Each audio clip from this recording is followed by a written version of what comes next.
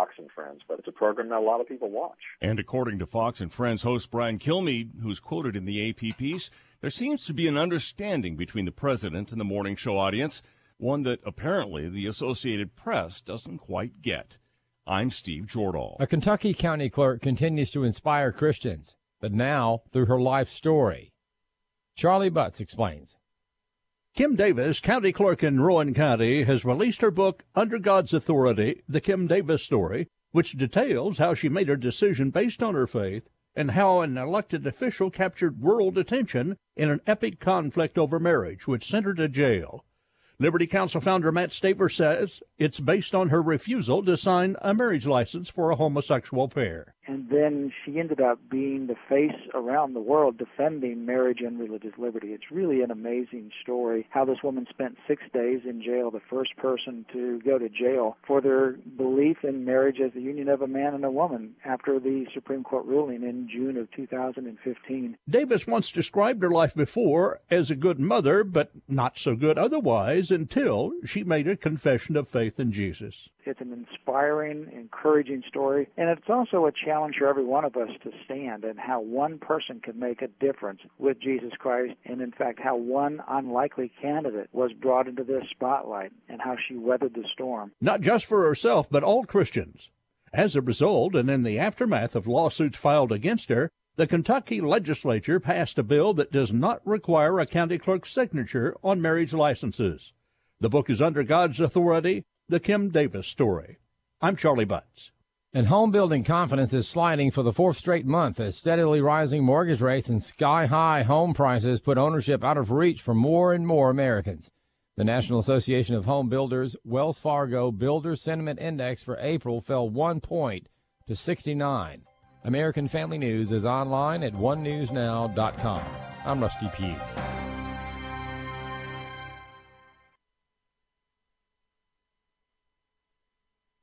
Just as David's mighty man Benaiah chased down a lion into a pit on a snowy day, Lion Chasers champions uncommon men and women of faith who are unafraid to stand up and speak truth to power in these dark and evil days. Never before has there been such a need for people of faith to draw a line in the sand with the sword of truth.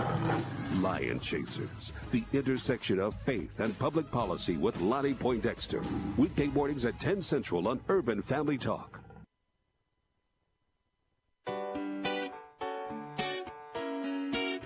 Welcome to Stacy on the Right with your host, Stacy Washington. Love is everlasting, love is. Democrats have been very critical of James Comey, and many of us did call for his resignation. Well, I was appalled by what Director Comey did.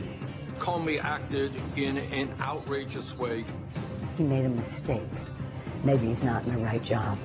Howard Dean, former Democratic candidate for president, says, quote, he may have destroyed the credibility of the FBI forever.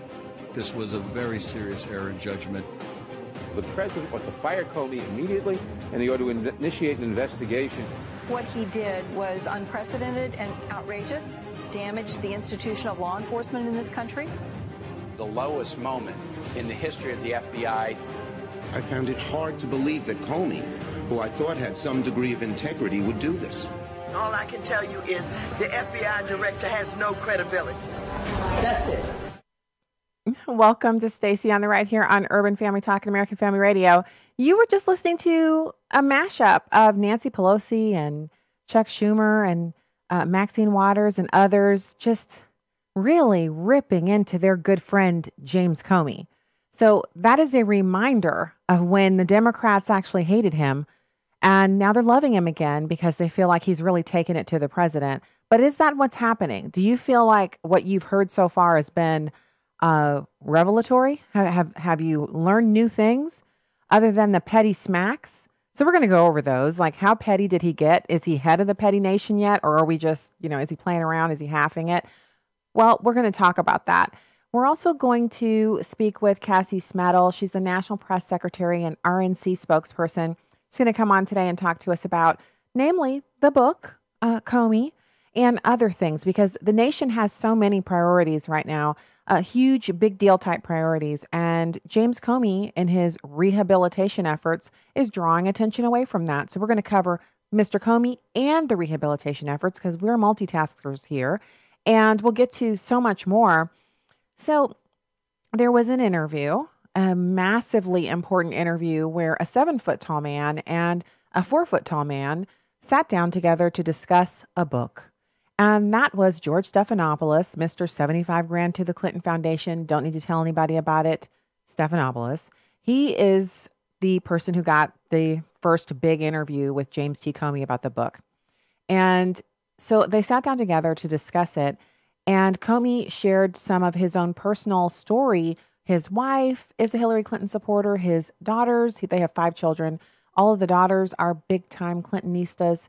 And I honestly, I listened to it. I looked around a bit. I'm like, why is this important? Why is this so key to the discussion that we're having about his book? Because his book is supposed to tell us all of these things about the president and about the inner workings of the White House. And it's supposed to be, I mean, obviously the Democrats are vaunting it as this instant New York Times bestseller, which basically means a certain number of bookstores in the country sold a certain number of copies. Doesn't mean millions of Americans have the book.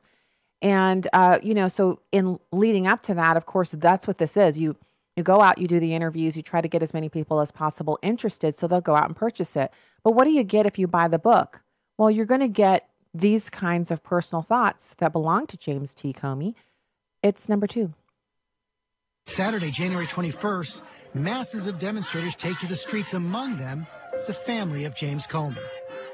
My wife and girls marched in the Women's March the day after President Trump's inauguration. At least my 4 daughters, probably all 5 of my kids, wanted Hillary Clinton to be the first woman president. I know my amazing spouse did.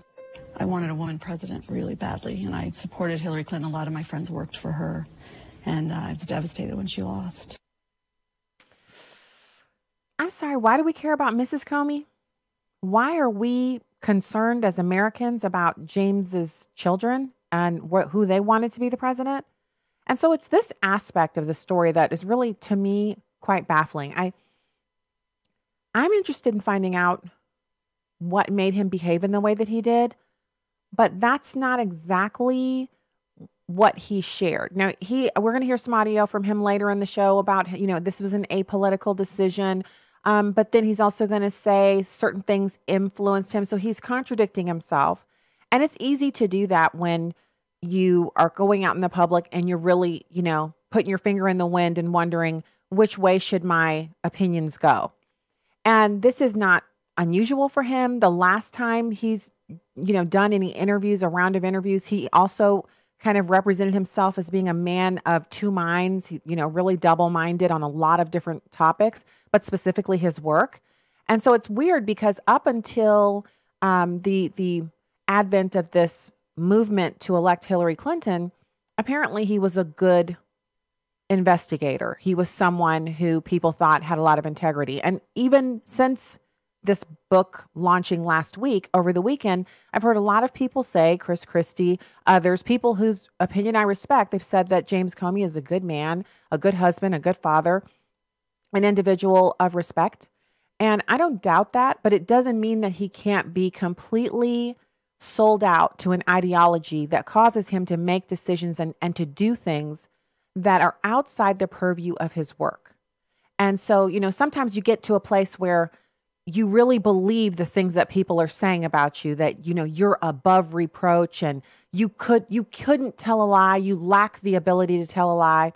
And I have been in rooms before where we're making decisions about things. And I've heard people say about someone else who I respect and think the world of, she absolutely doesn't possess the ability to lie. She is above reproach. And these kinds of statements sound so good coming off of your mouth. The virtue signaling is at 100%. But when you engage in that, you have to know that you're lying. Okay, that's first of all. And second of all, you have to understand that in that lying, other people are listening to you talk and they know it's not the truth too. They know that. So in the huge discussion that has to occur, because James Comey's book is going to be the news item, it's going to be the thing that we watch, it's going to be the thing that everyone's talking about, we have to listen for that kind of stuff. Because when you hear those kinds of things about yourself and you don't have anybody to kind of knock it down and say, well, we're all human. We think the best of you, but everyone has the capability, the ability to lie. You got to watch out. And I think, at some point, James Comey began to believe the hype about himself. He began to believe that he couldn't lie. He began to believe that he was this person who was above reproach. He began to believe all of the top billing that was given to him. And some of the top billing was earned, and some of it was given because, he's the head of the FBI, and there's a lot of respect that goes on to people. You respect people. But in the end, the most important thing that he could have done would have been to honestly adjudicate his work, to, take the compliments and understand that for every compliment, there's some detractors who aren't saying anything. There are people out there who literally don't think you're doing a good job, and they're just not saying anything. They're just observing quietly. But you do your job anyway. And sometimes you make mistakes and sometimes you're not perfect, but you do your job anyway. He didn't do that. He didn't say, you know what? This isn't me that they're talking about. They're kind of idolizing my work. They're idolizing the position I'm in. They're idolizing an imperfect individual. He didn't do that. He didn't say that to himself. He bought it. He took it home, hook, line, and sinker. And that's why he sounds so confused at this point, because he's not sure at what place, what juncture did he do something wrong that makes now so many people that he thought liked him not like him anymore. And that's the problem when you're doing stuff for likes, when you're doing it for clicks, when you're doing it for adulation instead of doing it because it's the right thing to do, then that's how you get here. And that's what we see with him. So I promised you petty moments, and I love this. It's by Noble over at Independent Sentinel. And it's the petty comments he made during the interviews, et cetera, et cetera. Now, everyone's calling him a leaker and a liar. I don't need to do that. I think you guys understand where he's coming from, James Comey. We went over on this show how he's laying up in the bed at night, his own recollection. See, what would be interesting is if someone was making this stuff up, because it would be that good of a story. But since this is the reality of what happened, James Comey laying up in the middle of the night thinking, how can I get a special prosecutor? And so that's what he did. He got a special prosecutor appointed by leaking information. Then that's what makes this kind of like, it defies literary creation, because it's the realest stuff you're ever going to see, only it's not made up. So he's got this interview in USA Today, and he was waxing poetic about all the different things. So, the interview on the weekend with George Stephanopoulos, and I've watched plenty of clips of it. Some of the clips, you have to watch them over and over again because you just can't believe he's saying this stuff. Like it's like he doesn't know the camera's rolling. And so George Stephanopoulos asks Comey about impeachment, and he says, no, I don't want impeachment. But not because it would create a crisis for the nation or because it would derail our domestic policy agenda or that it would make us more vulnerable to our enemies around the world. No, he doesn't want to impeach the president because it lets the American people off the hook, according to James Comey.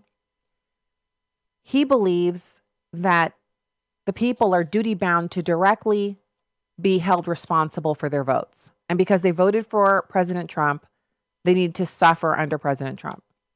Never mind the fact that many of us don't feel like we're suffering at all. I feel like it's the Democrats who are causing the suffering. But he said, his wife and daughters exposed their values, the values he touts, when they marched in the Women's March. But, the rest of us should be made to suffer with what we've wrought by electing Donald Trump. Never mind the fact that Hillary Clinton is off the hook running around America peddling her books because of actions taken by James Comey, which I feel like he should have to suffer the ramifications of his actions, don't you? So he feels like he's the moral arbiter. He said that President Trump is physically fit, but he's not morally fit. I don't buy this stuff about him being mentally incompetent or early stages of dementia. Thanks, James. I don't buy it either. I don't think President Trump has any mental defects. Not at all. Now, he might be a little bit too rough for you. I think he's sometimes a little bit too rough for me in his communications, but there's no mental defect there. That's just, that's a little bit of full Monty that you got going on with President Trump. So he says that the president strikes him as a person of above average intelligence who's tracking conversations and knows what's going on. I don't think he's medically unfit to be president. I think he's morally unfit. Well, thanks, James. Thanks for your, pronouncements. We appreciate your opinion. And thanks for writing it all in a book for us so we'll never, ever be without it. We can buy the book and keep it by our bedstand. And whenever we're wondering what's going on in the world, we can check and see what you thought about it first.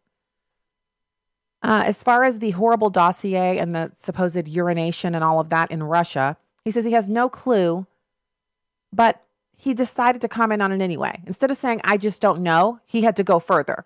I honestly never thought these words would come out of my mouth, but I don't know whether the current president of the United States was with prostitutes, relieving themselves on each other in Moscow in 2013. It's possible, but I don't know. It's also possible that James Comey was in Russia doing those things. I mean, if we're just going to go by the possibility, it's possible that any person was in Russia and the United States doing these things and they just never got written about. Is that not so? If it's just a possibility? And that's the problem with all of this conjecture and speculation. It's expected that reality television stars and people who go on shows and stuff like that, not serious political types, not pundits, but people who get paid $350,000 or $50,000 or some undetermined sum to go on television and to make a spectacle of themselves for money for reality television, it's expected that they say these types of things, that they conjecture, I guess he could have done that because it doesn't hurt at all. It doesn't hurt anyone because you can just change the channel and move on. But when the former director of the Federal Bureau of Investigation lowers himself to this kind of talk, additionally, the kind of talk, personal attacks on the president's looks and things like that, then it demeans the FBI. So are all FBI agents like Jim Comey? We'd hope not. We're pretty sure not. But he's casting aspersions on the agency that he once led. He's done obliterating his own personal reputation, but now he's spreading that out amongst other honorable individuals who serve our government in their capacity well. And now they've got James Comey to contend with out there. He's just blitzing everything. We'll have more about it. We're going to talk about the letter and so much more having to do with his interview with Stephanopoulos right here on Stacey on the Right. Stay there.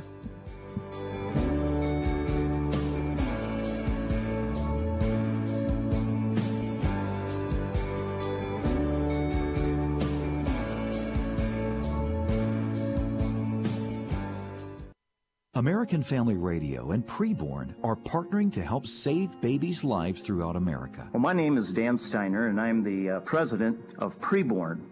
Ultrasound truly is a game changer.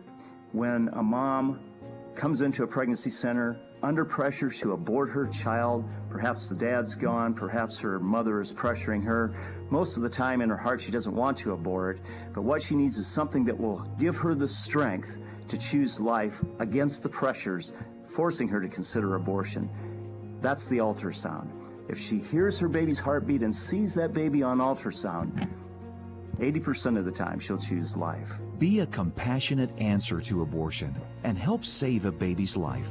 Go to preborn.com now. That's preborn.com. Or dial pound 250 and say keyword baby. That's pound 250 and say baby. All gifts are tax deductible.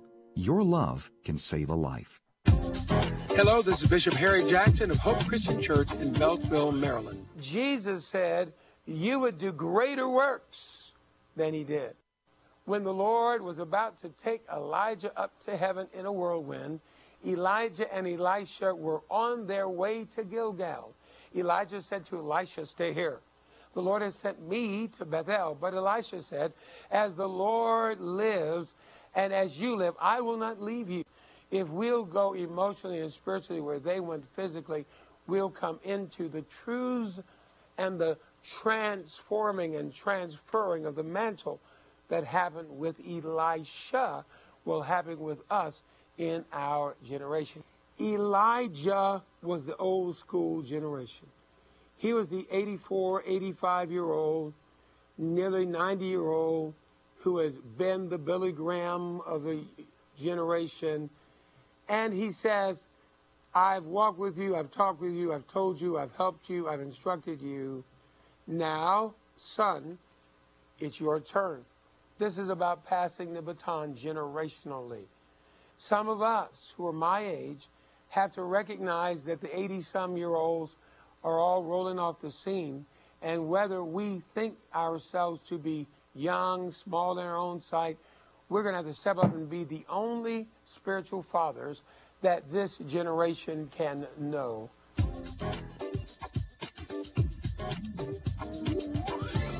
Join us this Sunday morning at 6251 Amandale Road in Beltsville or on the web at thehopeconnection.org.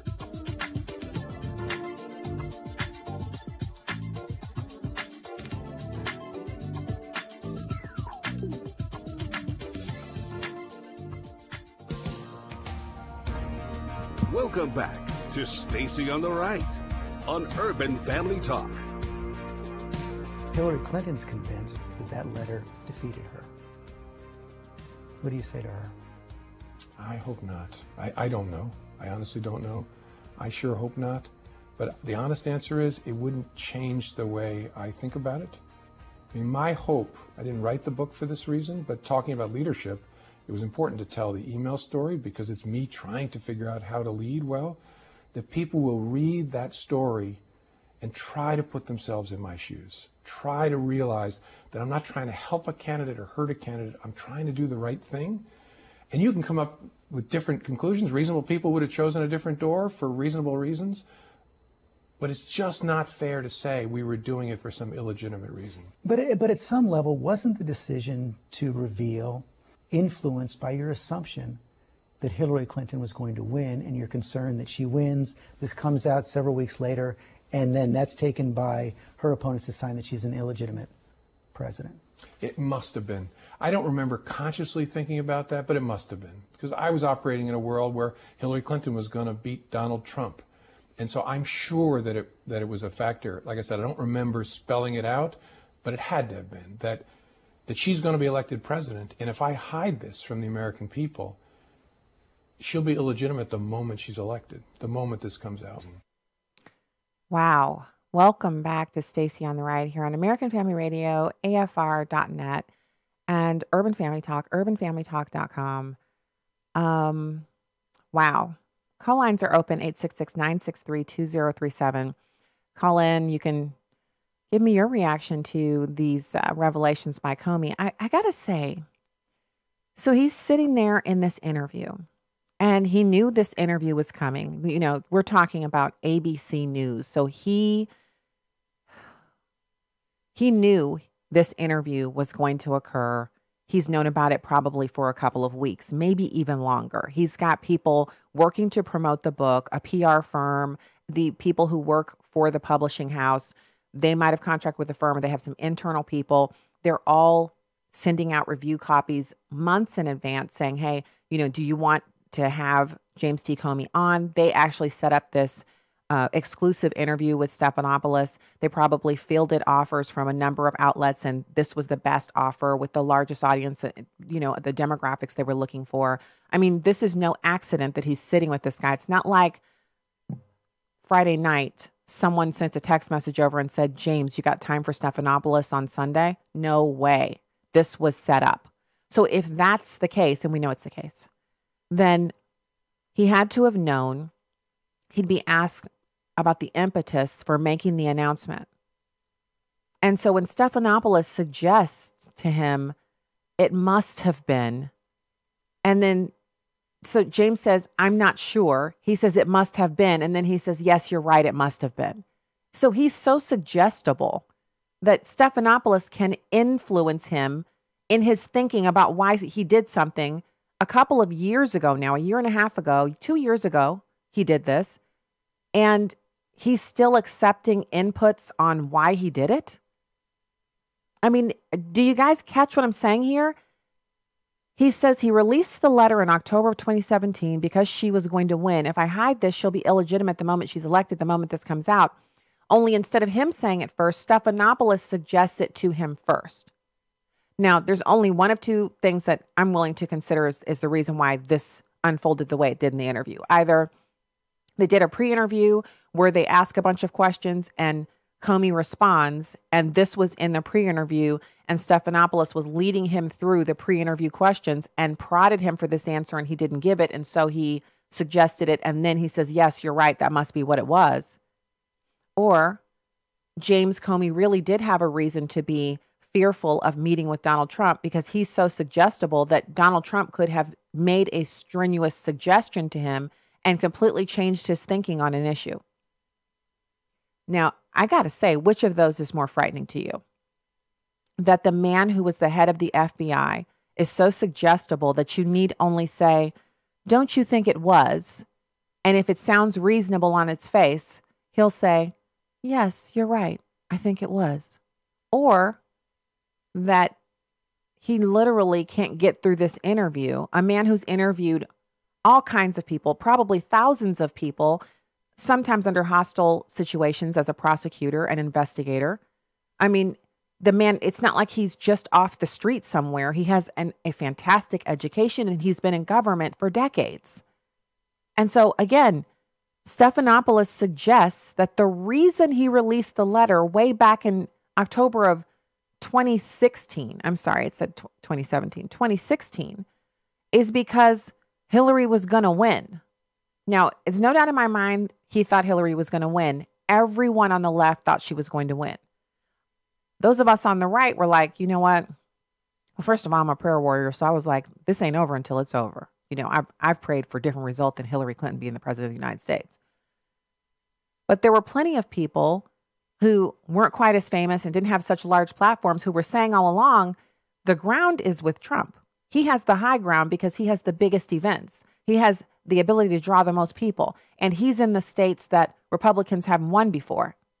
Now, I don't know that everybody understood that strategy at the time, but there were people who were talking about it. I had discounted some of it, some of the talk that Hillary would definitely be the president. But I also felt like, you know, there's a distinct possibility she could win. But she doesn't have the wind at her back because in American politics, the usual routine is whoever has the presidency has it for 2 terms. Americans like continuity. They like to give whoever they elected the first go round a shot at another 4 years to fix, repair, whatever. And then after that, they like to return government to the other party. So if the Republicans are in the presidency, they like to give the presidency to the Democrats, and that's how it stays balanced.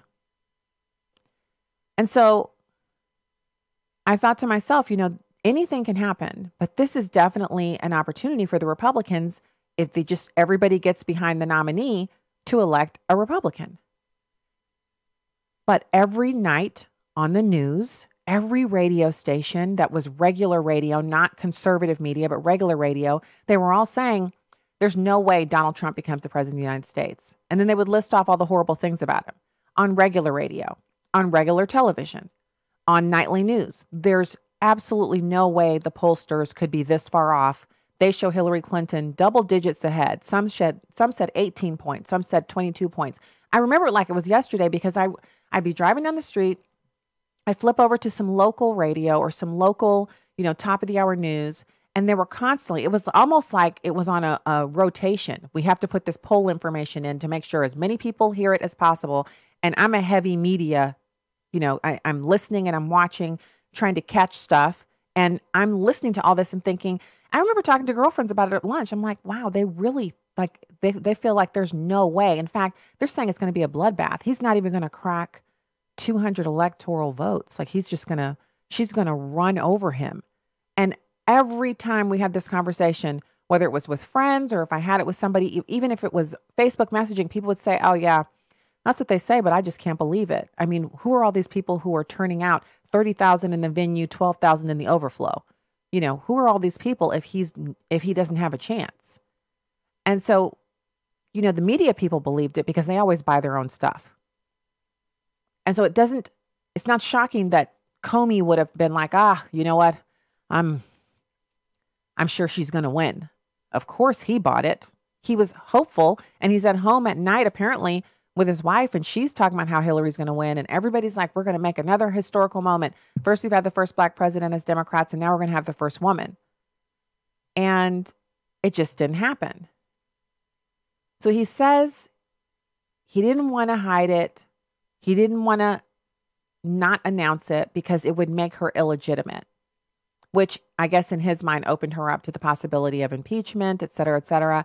And they already knew, in my opinion, they already knew that it was going to be a huge problem for them going forward because the email story wasn't going away.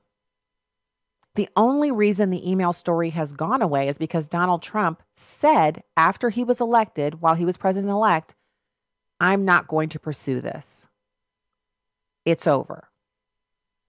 If he hadn't said that, he wouldn't be head of the party. Hillary Clinton, if she won, she'd be the president-elect and then the president. After inauguration, a Republican House and a Republican Senate would have probably launched, dueling investigations. Definitely you're getting a special prosecutor, and they're going to investigate the emails again. And so it would just be constantly talking about the emails while she's enacting gun control, while she's spreading abortion into the elementary school grades, while she's spreading the LGBT agenda into churches and forcing pastors to participate in this stuff. Oh, she would have been having a field day implementing the hardcore Marxist agenda of the left. Meanwhile, the Republicans in Congress, they would have been working like little hamsters on a wheel, trying to keep the email story alive. So if there's anything that we know about this story, it's at least we can give Comey that. He thought she was going to win. But the suggestible nature of, we're learning this from him. So if it was just Republicans running around saying these horrible things about James Comey and, there was no base to it, then that'd be one thing. And I wouldn't participate in that. But we have the words right out of his own mouth that he just takes, I guess that is what I was thinking at the time. Like he don't know what he was thinking at the time, but someone else can tell him what he was thinking at the time. And yeah, I guess that was what I was thinking. Thanks. So here he is. After that, after saying that he thought she'd be illegitimate the moment she was elected. Thanks, Stephanopoulos, for reaching back into the recesses of my mind and reminding me of what made me do this. He then talks about how his decision to make the announcement was apolitical. It came from a neutral place that made him want to do the right thing. Never mind that his wife and his daughters and his son, they're all voting for Hillary Clinton. Never mind that he's living in a highly politicized agency and working with people, all of whom are serving Barack Obama and hoping for a Hillary Clinton win. We're supposed to believe this was an apolitical decision that he did because it was right. That's number 4. If you knew that letter would elect Donald Trump, you'd still send it? I would. In fact, that was a question asked by one of my best people, a deputy general counsel in the FBI, who was a very thoughtful and quiet person who didn't speak a lot.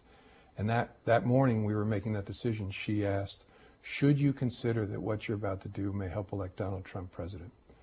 And I paused, and then I said, thank you for asking that question. That's a great question. But the answer is not for a moment, because down that path lies the death of the FBI as an independent force in American life. If I ever start considering whose political fortunes will be affected by a decision, we're done.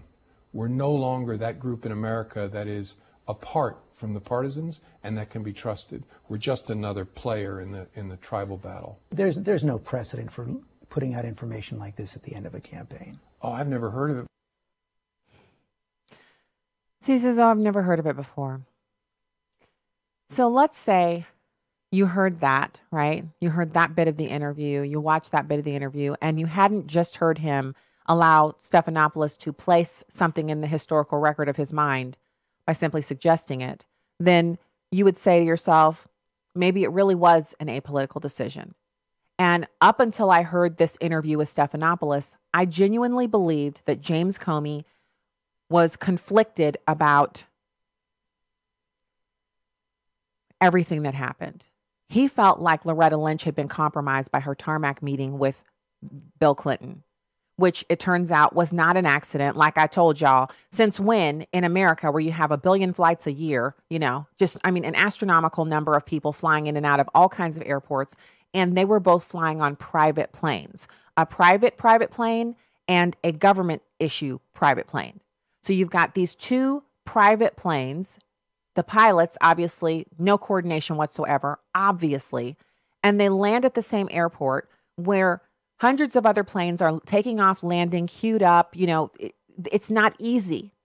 Even with them being in private planes, meaning they would go to different hangars than the normal planes, there's still the likelihood of them accidentally pulling into the same area. We're talking about planes here. It's zero. So we've discussed this already on the show. I'm reminding you of that because now we know, because of Freedom of Information Act requests and different things that have come out, that it really was coordinated. Both of their chiefs of staff coordinated to have them land at the same time so they could have that meeting, where they supposedly talked about grandkids, of which Loretta Lynch has none. And they really talked about the end of all of this, what the Clintons feel is nonsense about her email handlings. So Comey feels like she's been compromised publicly and that there's just no win for her. So he takes it upon himself to make this ridiculous announcement. I remember sitting in the kitchen with my laptop, live streaming it on C-SPAN, listening to him as he said that she was careless and reckless and lacked the capacity to understand classified markings, and that, but it was sloppy and it didn't rise to the level. He didn't know a prosecutor anywhere who would have prosecuted her for her mishandling of the email. Same time frame, you've got this Navy sailor who took pictures inside of a submarine to commemorate his last day on the ship because he was separating, and he was prosecuted and sent to military prison for 12 months. So he says it was an apolitical decision. And by all intents and purposes, that should fly. That should fly. Because he's saying we're still investigating Hillary Clinton, even though he knows by the rules that he helped to write that it is the norm for them to simply go silent for 90 days up until the actual election day for a general election or for a midterm. They don't want to influence an election one way or the other by talking about people who may or may not be under investigation or have an investigation concluding by the Federal Bureau of Investigation. Yet that's not what he did. So you know what? Thank God that's not what he did. But how can he now say it was apolitical? It's that double mind. He's a very difficult individual to understand, which is weird because he just wrote a book trying to explain himself to us. All right, when we get back, we're going to have a commentary from Kellyanne Conway, who was interviewed on mainstream media about this same issue. And we'll take your calls, 866-963-2037. Stay there.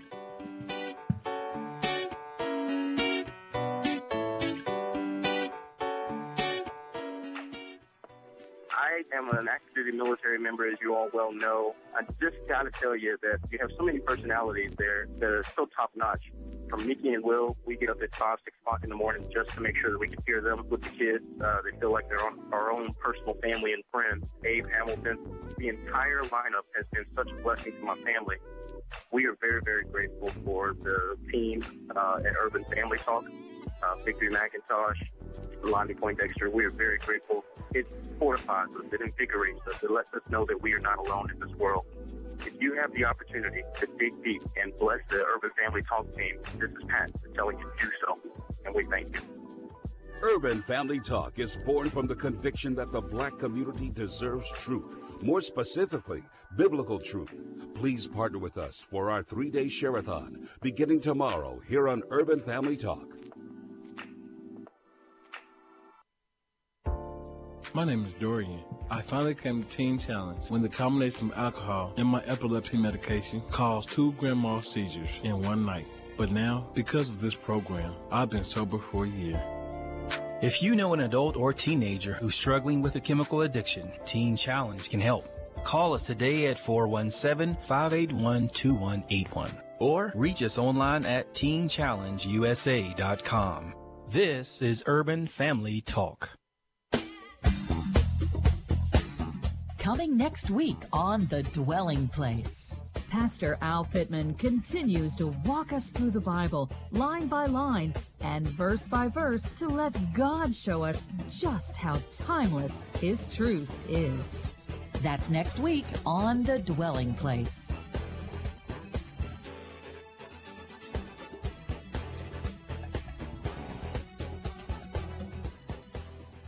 This week during our family worship time together, when we turned to the scripture, I was sharing with my family, and we were discussing the scripture that says, do not be conformed to this world, but be transformed. And I was explaining the whole caterpillar to cocoon to butterfly process. My son said, he's 6 years old, Daddy, I get it.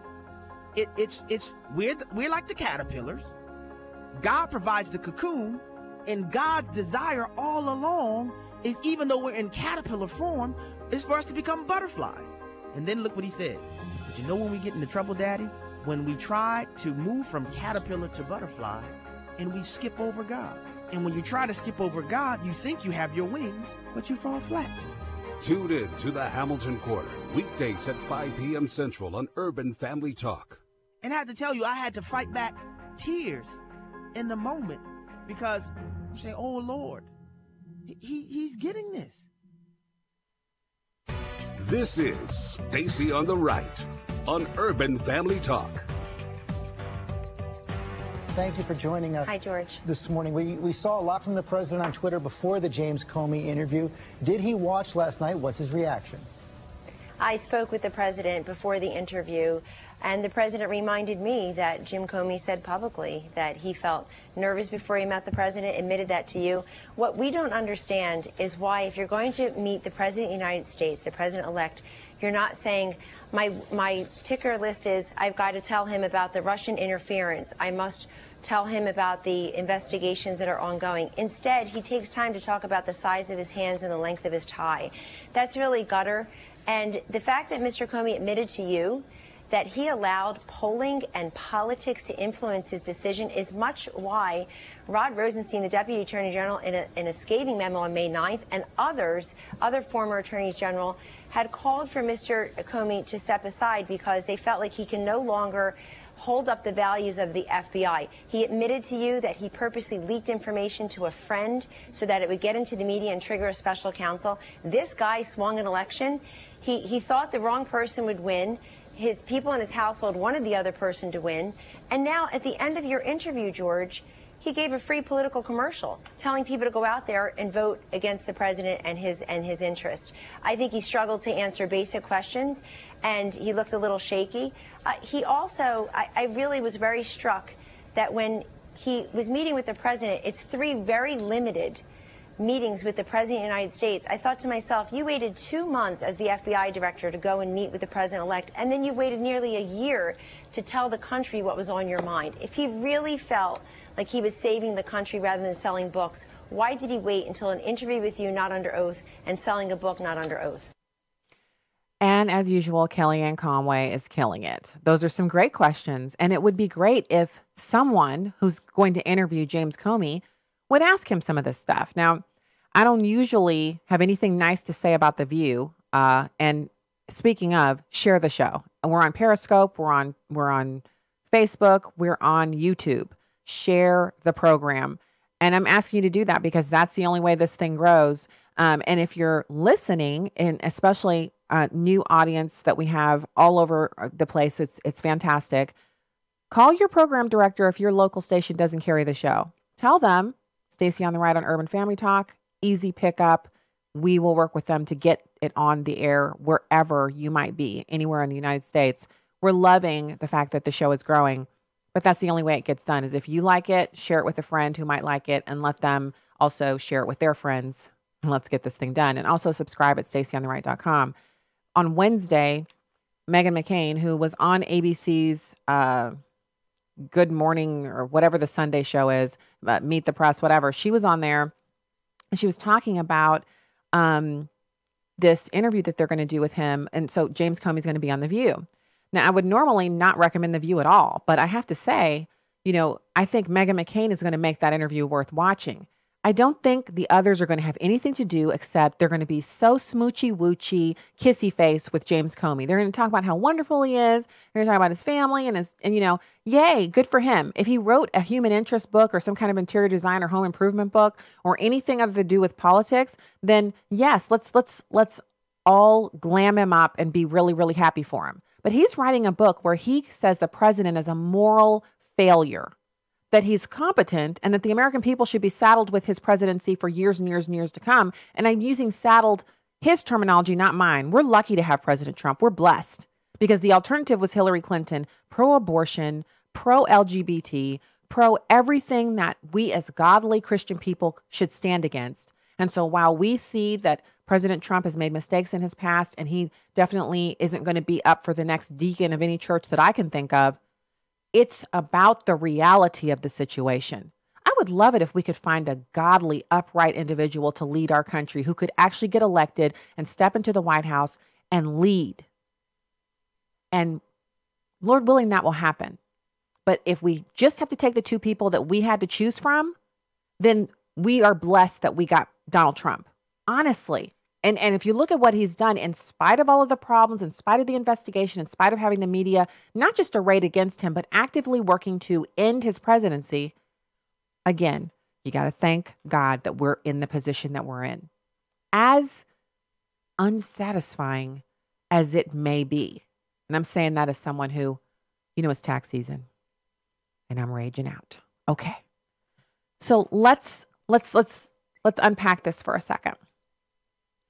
See, James Comey would have had a lot more credibility if he hadn't done the big commercial at the end of the interview with Stephanopoulos, if he hadn't said you got to go out and vote against President Trump.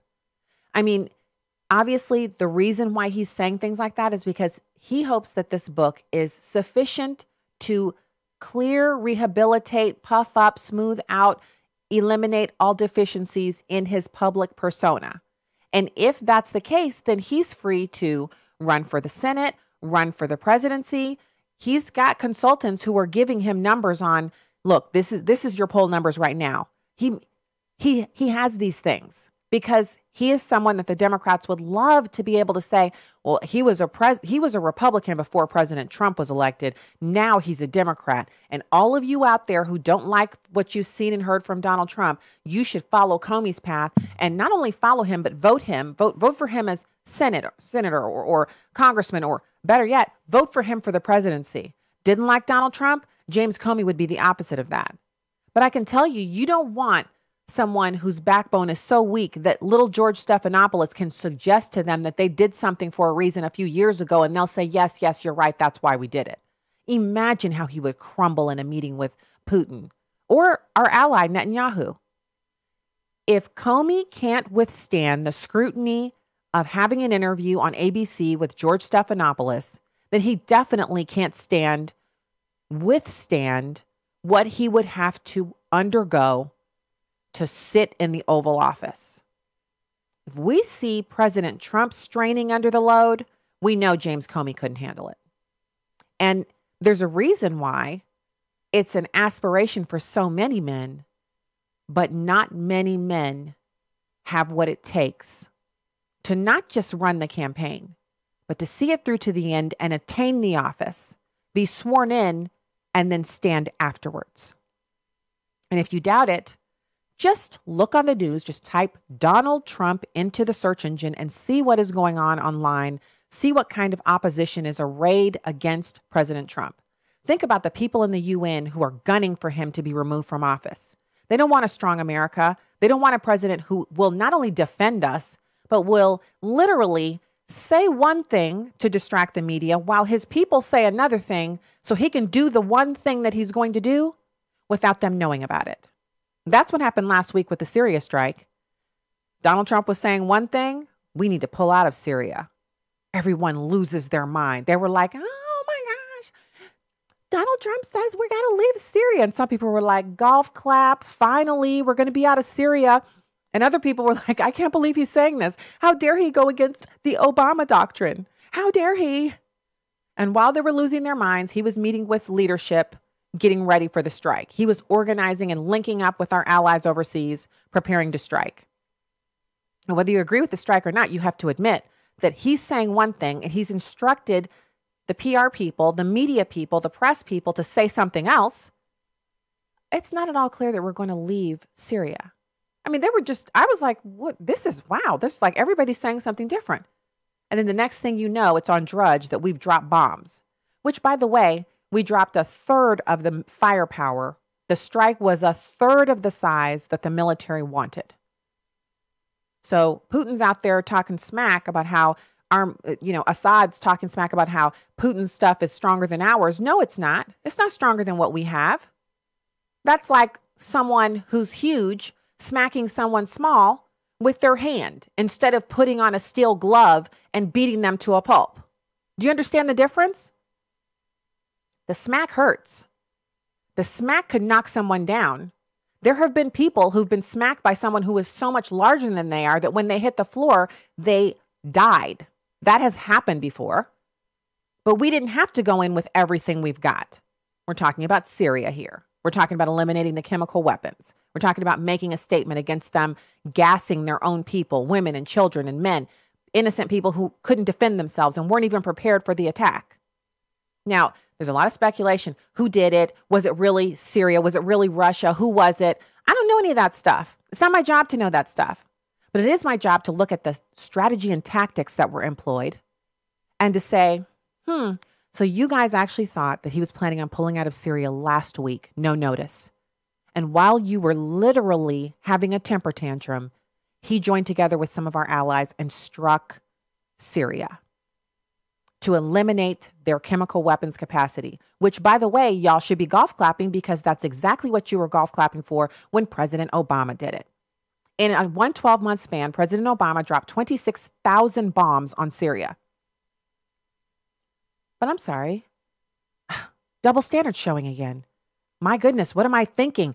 Expecting liberals and people in the media to actually remember what they said a few years ago. They were just like, he's so strong. He cares so much for people. This is why we love President Obama.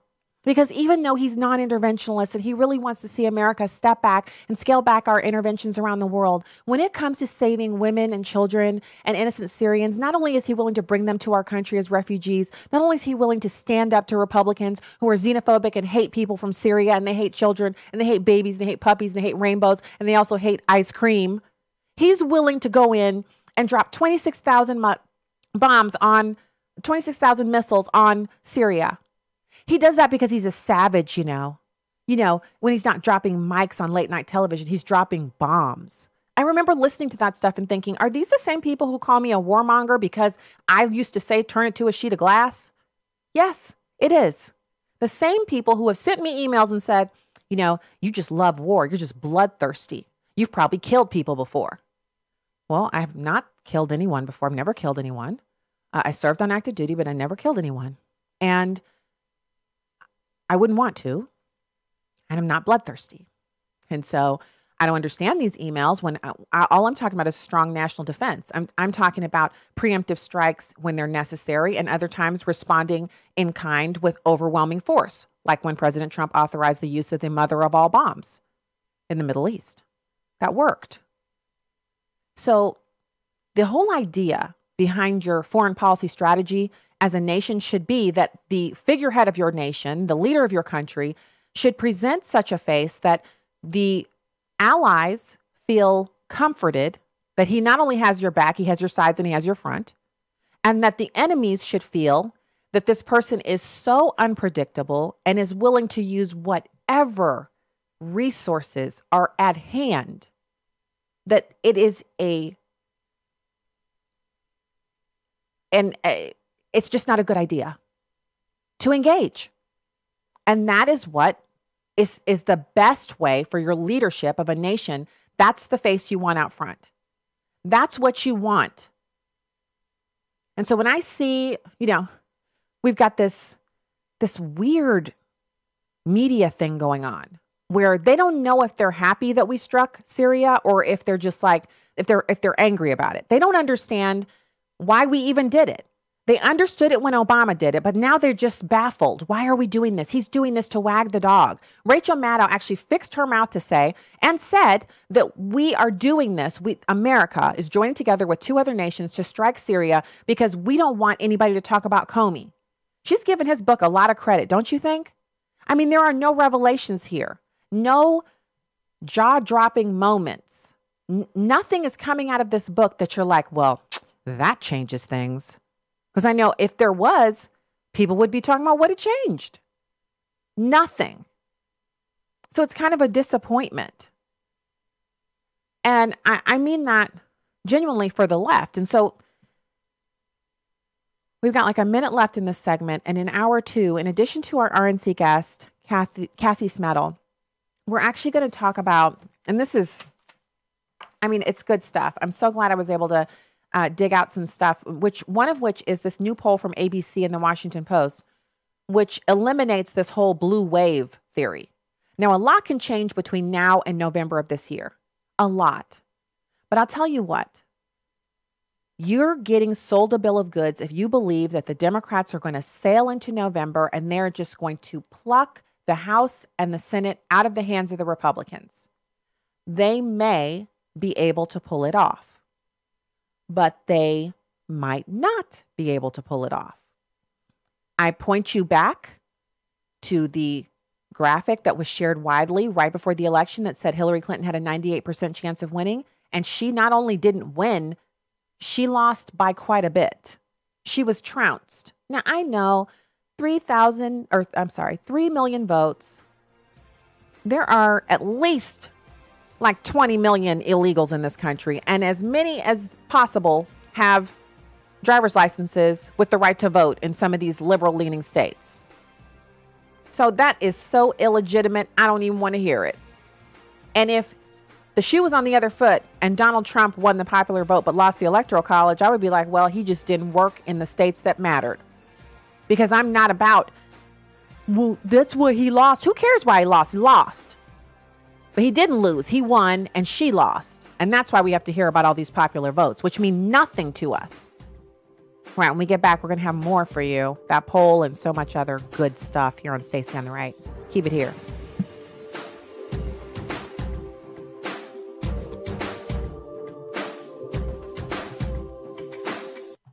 Urban Family Talk. Urban Family Talk.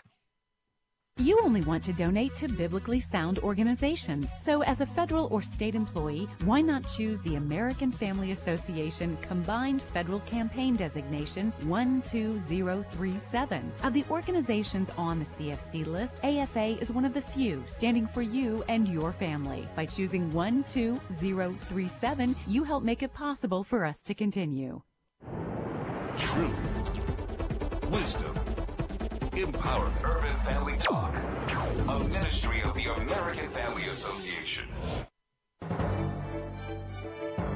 American Family News, I'm Rusty Pugh.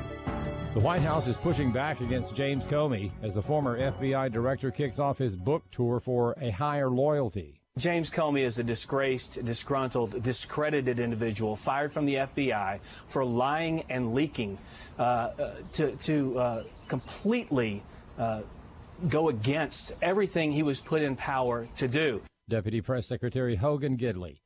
An American pastor living in Turkey for 23 years is going on trial, accused of terror ties and spying. Ann Carrick has more. Andrew Craig Brunson is a 50-year-old evangelical pastor from North Carolina, now facing up to 35 years in prison for alleged links to both an outlawed Kurdish insurgent group and the network of the U.S.-based Muslim cleric Fethullah Gulen, who Turkey blames for masterminding a failed military coup in 2016, the year Brunson was arrested. American officials repeatedly have requested Brunson be released. President Trump himself asking the Turkish president to expeditiously return the pastor to the U.S. President Erdogan demanding first the U.S. return Gulen. A border enforcement organization says there is clearly a problem with too many Border Patrol agents tied to desks instead of in the field, apprehending illegal aliens. The Washington Times has reported that on one Sunday last month, in a key stretch of the border in Texas, just 12.5% of the agents on duty were patrolling along the border. At one point during the day shift, that worked out to 16 agents patrolling more than 55 miles, and 5 of them were on the waters of the Rio Grande, leaving just 11 agents, 1 for every 5 miles, to watch the land. National Border Patrol Council President Brandon Judd told The Times there are too many managers and too many agents on duty stuck on administrative tasks, leaving too few people out stopping illegal aliens, drugs, and other contraband that smugglers are attempting to sneak into the U.S. Ira Melman is a spokesman for the Federation for American Immigration Reform, or FAIR. That's one of the things that I guess President Trump had in mind when he decided to send National Guard troops down there. They can fill in for a lot of these clerical jobs that need to be done and free up the Border Patrol agents to do what they are trained to do, which is patrol the border and enforce our laws. And Melman says there's another way to relieve the manpower problem without having to have a permanent presence of the National Guard. If we start sending clear messages that discourage people from coming across the border illegally, that would also free up a lot of Border Patrol agents to do what they're supposed to do, preventing people from getting in the first place. I'm Chad Groening. And a group of 50 anti-Trump evangelical leaders have been invited to a meeting in Wheaton, Illinois, to discuss how to rescue the movement that they say has become tainted by association with the president. Doug Birdsall of the Lausanne Movement and Darrell Bach of Dallas Seminary are putting the meeting of like-minded pastors, authors, and seminary staff together. They say they want to refocus the movement away from politics and back to its core tenets.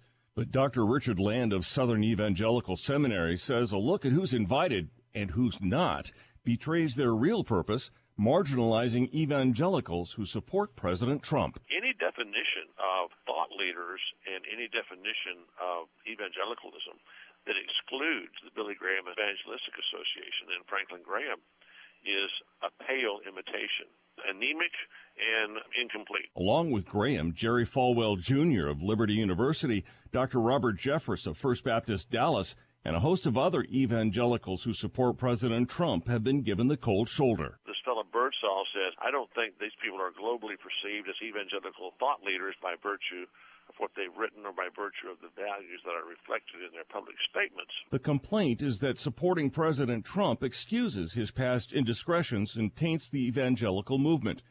Pastor Jeffers says the president's past and very public failings are immoral and offensive, but still better than the alternative in 2016. He is without doubt the most faith-friendly president we've ever had, and I include George W. Bush and Ronald Reagan in that. Jeffers says the real agenda of the new coalition is to liberalize evangelical theology on issues like immigration, climate change, and the role of government. I'm Steve Jordahl. For American Family News, I'm Rusty Pugh.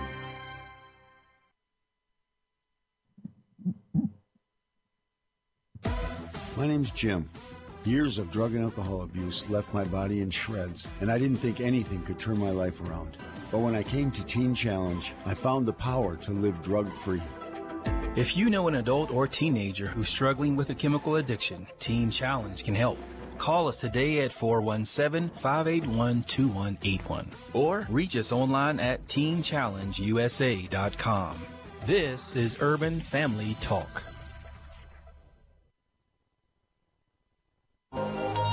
Welcome to Stacy on the Right with your host, Stacy Washington. In that clip we just showed Chris Christie, he also went on to say he couldn't swear that those allegations about the president of Moscow aren't true. Again, another surreal thing to hear from the former FBI director. Well, I have to tell you, as somebody who worked with Jim Comey and then for Jim Comey, it's a really sad day. Because to hear Jim sit in your interview and say that he considered the polling when deciding... He didn't say he considered, he said he was influenced. Well, okay, George, when I worked for Jim, if I had said to him 11 days before an election that I was going to release information that could potentially affect the election, and one of the things that influenced me was polling, he would have fired me. He would have fired me on the spot. And it is really disconcerting to me as a guy who worked with him and for him and have defended him on this air and other places over the years to see this interview and what he was saying.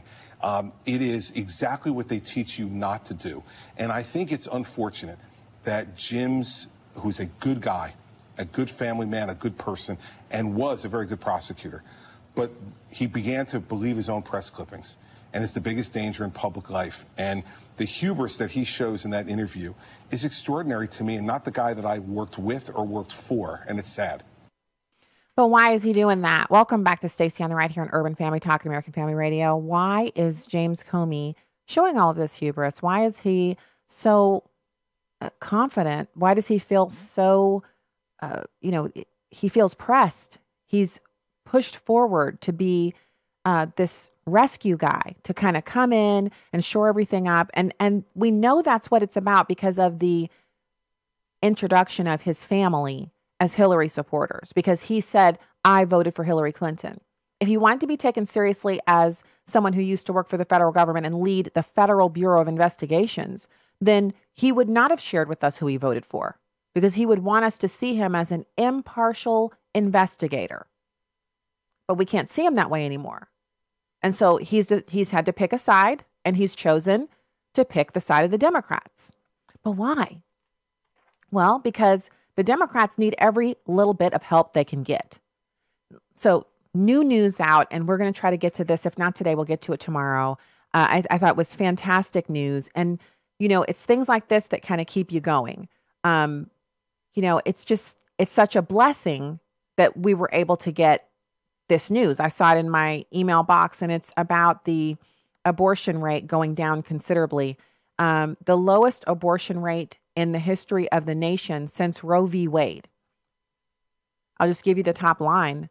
The U.S. abortion rate, having declined consistently over the years, now stands at its lowest level since 1973's Roe v. Wade decision. Being able to see images of themselves, their siblings, and their children underscores the undeniable humanity of the unborn. There's no guarantee that the abortion rate will continue to decline, but I can tell you the bumpy underparts of this story that dovetail into the story about Comey are that, what really hurts abortion on demand and abortion as contraception? Obviously, ultrasounds hurt that. But you know what else hurts it? Women dressed in anatomical suits. Women screaming into microphones, profanity, the F-bomb, saying they want to burn down the White House. Women screaming about women's rights and denigrating babies. Women in the suits, the outfits. And the overall, it's like an embarrassment. If you're a woman of class and stature, if you're a woman who you're single and maybe you have what the left likes to say, you're out in those streets and your sex life is popping, I'm not recommending that, but maybe that's you. When you look on TV and you see Ashley Judd and other people talking about shouting their abortion, when you see on television women who are supposed to represent you as a feminist behaving like lunatics, it turns you off. And then it makes you examine why you're affiliated with those people. Why do you believe the same people that are wearing the suits? Why do you believe the same stuff as them? You start looking at yourself. Who do I really have something in common with? And you look around and you see the quiet strength of women who are married and are building families. You look around, you're having lunch, you start to see, wow, I'm not going to be cute or hot or whatever the latest thing is. I'm not going to be like that forever. Beauty fades, but a woman of worth, that's something that's forever. That's what survives. That's what we all teach our sons to look for. When you talk to your son, son, obviously you want someone that you're physically attracted to, but remember, those things can change. But it's the inside. If she's godly, if she's honest, if she has integrity, if she's loyal, if she has the same friends she had from, 5 years ago, or if she's stable, if she respects her parents, if she's someone who values her body such to the degree that she's not going to let you have it until you not only put a ring on the finger, but actually walk down the aisle and complete that circuit. And so while we're talking to our sons about that, you know who's listening? Our daughters. And the daughters are saying, not only did I see my sibling on the ultrasound picture, we still have those up. I have one right here on my bulletin board in this office. I'm not sure which kid that is, but I have them around the house. It's from when they were babies inside my tummy. And they remember that. They would, can I hold that? I'm like, don't get it wet. So couple all those things together with the current movement and how feminists represent themselves. It's not just the hairy armpits and their aversion to showering and liking to wear, their menstrual cycle on clothing. It's not that, although those things are disgusting. It's that women of class and substance can no longer identify with these activists. And if they are the face of abortion, if Cecile Richards is the face of choice, a lot of women are silently choosing something else. And I praise God for it. Because, you know, I know a couple of people like this who they present a great face, but underneath it all, they're very hateful and they take pleasure in hurting other people. And you need only deal with someone like that once before you have a little radar for it. And you're like, wow, if I'm not mistaken, that's who this person is. When you encounter it, you run in the other direction. And I would posit to you, listeners extraordinaire, that when you've been in activism or you've been someone who's been voting with the Democrats or you've been voting with the feminists and the sexual revolution people, and you begin to see who they really are and you begin to really interact with them, that makes an impression on you. And you're either all in for it because that's who you are, or you realize quite violently that that's not who you are and you really don't want any part of it. Which means you'll be more careful.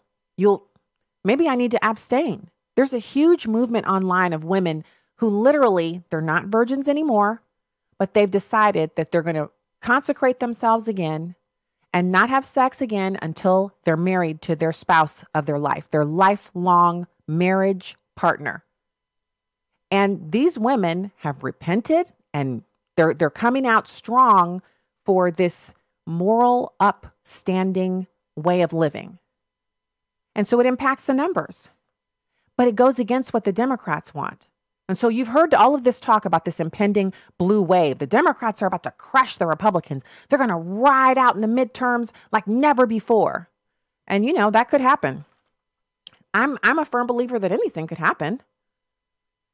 But the poll numbers, which showed the blue wave building, because notice, have you ever heard of a red wave? Have you? I haven't. When we crushed them in the midterm and Barack Obama called it a shellacking, they didn't call it a red wave. We just don't get that kind of marketing prowess over on the right. So this new poll from ABC and Washington Post shows that the Republicans' House majority is at risk, with 47% of registered voters saying they prefer the Democrat and 43% saying they favor the Republican. But that 4-point margin actually compares quite favorably to the 12-point advantage the Democrats held in January. So as time progresses and we get closer and closer to the actual go date, Americans are evaluating what really matters. And if you want to know what matters, just pull up your bank account, click over to the What I Spent page, and look at, because, you know, I love our bank. They have it color-coded, and you can click on the color-coded item, and you can actually recode items that are incorrectly categorized. And you can see, if you type in January 1 to December 31 of any year, you can do it by month. You can do any date range you want. If you do it for the whole year, you'll see every dollar that flowed in and every dollar that flowed out. And then if you think about, well, okay, so last year my paycheck was X, and this year it's X, which is the same, or Y, or A. You're looking at that number and you're thinking, what? My paycheck went up. In February, millions of Americans saw their paychecks go up. So at some point, the money that's flowing into your bank account is going to matter to you more than the last thing the president tweeted. And the reason it's going to matter more is because Nancy Pelosi guarantees that if they take the House back, they're going to repeal the tax reform bill. They want to increase taxes because they say the rich people are getting to keep too much of their money. Never mind that these so-called rich people are me. Regular people who make a regular living got a small tax break, and Nancy Pelosi, who's worth $100 million, is saying those people deserve to pay more. Now, she would pay more too, but what does it matter to her if you make $100 million? Like, if you're worth $100 million, paying more in tax to the federal government does not dent your lifestyle like it does for people like us, where we literally are actually managing our money and looking to see how much there is every month and where we can save and what we can do. People like us who are having these conversations around the center island or the dinner table where we're teaching our kids, look, this is the gross amount that comes into this household. And here's why I don't want you throwing food away, because this is the number we spend on food every month. This is why we are either taking that vacation or not taking that vacation, because we're spending this much on shoes and clothes or household goods, whatever. This is why we're not buying a new Tahoe like every other family on the block, because they maybe don't have a car payment and we do. Or maybe they aren't putting as much money towards college and this is what we're doing. You start talking like that to your kids, they're going to learn a lot. And it's going to cement in everyone's mind around that table what really matters. And I can tell you, the Democrats don't have first things first. All they want to do is increase taxes, and they can't even explain why. You guys heard the last interview we had with that really sweet leftist activist chick. She was on, I can't remember what her specific subject was that she was coming on to talk about, but we got into a discussion about funding schools, and she couldn't come up with how schools are underfunded in America when in reality, we're spending plenty of money per pupil. Our taxes, we're getting taxed out of the yin yang, and the taxes are going to the schools. The results aren't there because parents aren't involved with kids in schools and because a lot of these families are single parent. So it's not the funding. So the Democrats want to increase your taxes. And I'm asking you, if you're listening to this show, if you're watching this show, if you're into this show, or maybe you're not, maybe you just discovered it today. Hey, glad you're here. What are you going to do in November? You don't have to knock doors, although it's good. It's a good idea. You don't have to donate to campaigns, although that's a good idea too. But what you do have to do is go vote.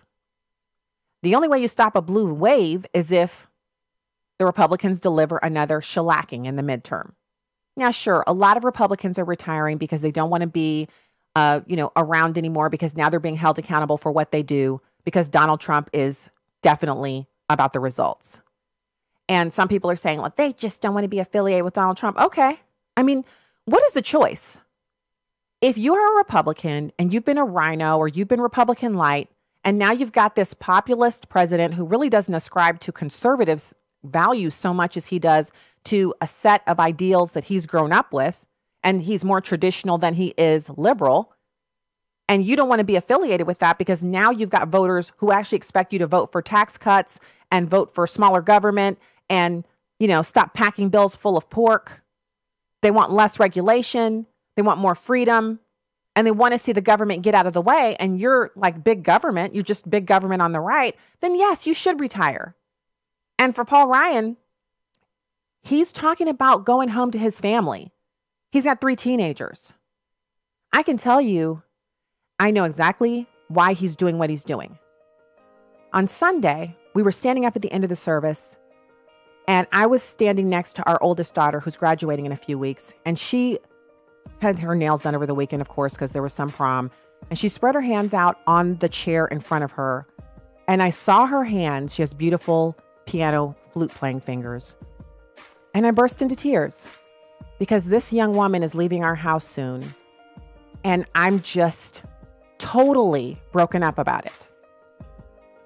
I saw the baby hands. I saw the chubby little mitts she used to use to pick things up, and she used to grab my hair with them. So I'm telling you, if Paul Ryan's going home, it's because of that. With teenagers, his time is short.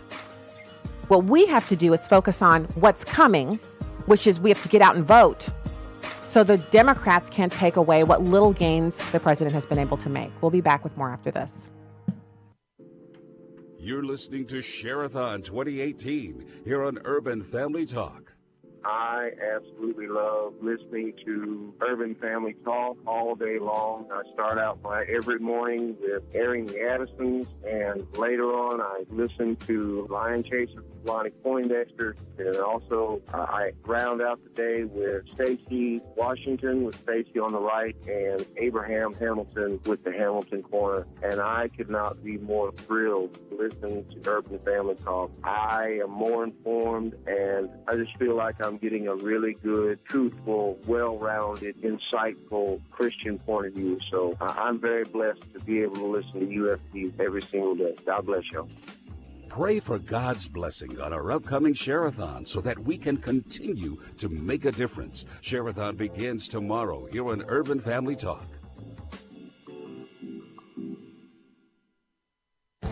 This is Viewpoints with Kirby Anderson.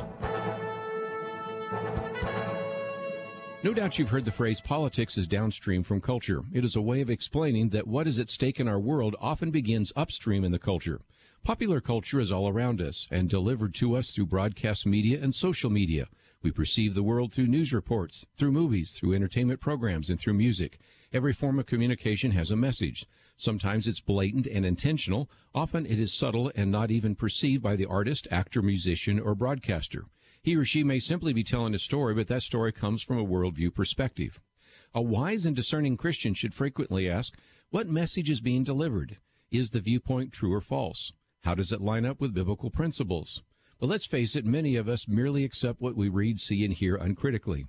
And that brings us to politics. We are bombarded by messages every day. Most Americans watch lots of television, listen to a fair amount of music, and visit various websites. Unless they are approaching all of the entertainment with lots of discernment, they'll begin to accept the worldview perspective of the writer, the actor, the director, the musician who controls the story and the perspective. Most of these stories come from a liberal, secular viewpoint that often becomes easier to embrace. If someone stood up and lectured to you about abortion, homosexuality, gender identity, your guard would be up. But if the stories portray liberals, feminists, and gays in a positive light, they get into our head and emotions. And if they portray conservatives and Christians in a negative light, the same thing happens. All this to say that we need to pay attention to popular culture because politics is downstream from culture. I'm Kirby Anderson, and that's my point of view.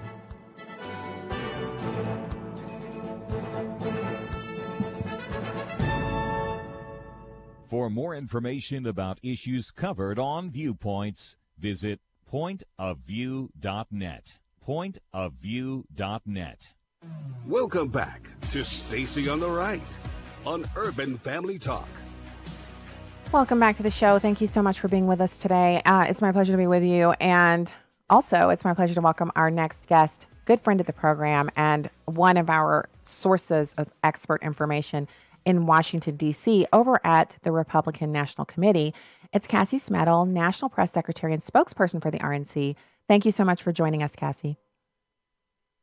Hi, Stacey. Great to be with you as always. How are you? I'm pretty well. You know, emotionally, I have a lot of things going on because our daughter's graduating from college or from high school, going to college, and I keep bursting into tears at the most inopportune moments. But I'm sure I'll survive.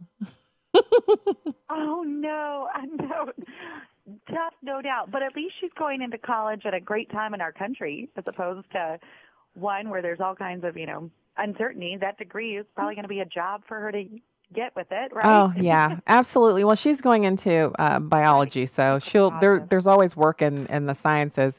It's just, you always think I'm going to be cool. I didn't cry when I dropped her off at kindergarten, but this is different. This is like totally it's a whole new day, a whole new world. And so I'm figuring all that out. And then going far away?